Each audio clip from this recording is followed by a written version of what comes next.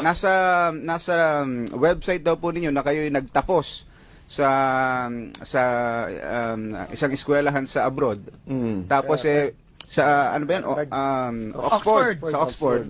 Nung i-check daw ho wala daw ho kayong natapos na kurso doon. Degree. Senator. Walang Walang degree. Well, siguro hindi kami mag-agree dahil nung pumunta hindi ko masagot kagad dahil lahat ng papeles ko, lahat ng mga certificate ko, lahat ay nawala sa palasyo nung 86 na iwan doon.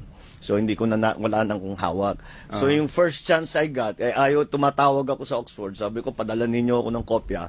Sabi nila, hindi ka namin kilala eh. Nasa telepono ko lang. Kailangan ikaw pumunta rito. Magdala ka ng passport o kahit na anong ID. Tapos bibigay namin sa inyo.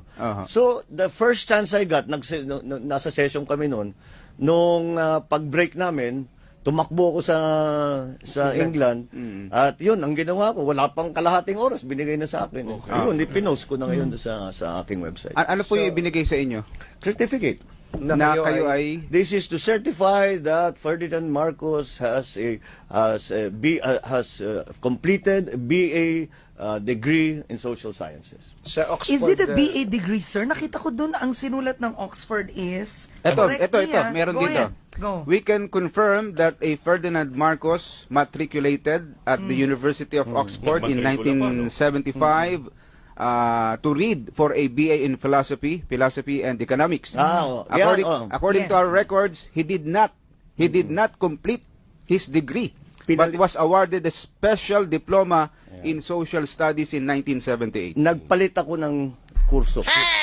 Nagpalit ako ng kurso. Kasi ang naging, sabi ko, politics, philosophy, and economics yan. Sabi ko, ang bagsak naman ito lagi, politics eh. So sabi ko, sabi ko, gagawin ko na lang political science. Sabi nila, kung ganun ang gagawin mo, lumipat ka na lang dito sa ibang course. Pero is a special diploma and a degree the same? Well, I suppose there are differences, but ang ending nun is that it is a bachelor's degree. Alright. So it's a bachelor's degree. Yeah, it is my Okay. Naka-4 na taon ho kayo na Magko-commercial. 3 taon. ang university, college sa England, 3 taon Okay. na. Yung Wharton, no? Yung Wharton, di ko nagtapos. Dahil umuwi ako, nag-vice governor ako.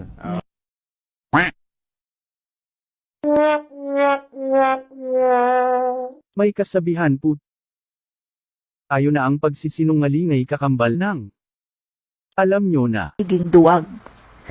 Proud na proud ako sa Pangulo ko, Bongbong Marcos. I am proud.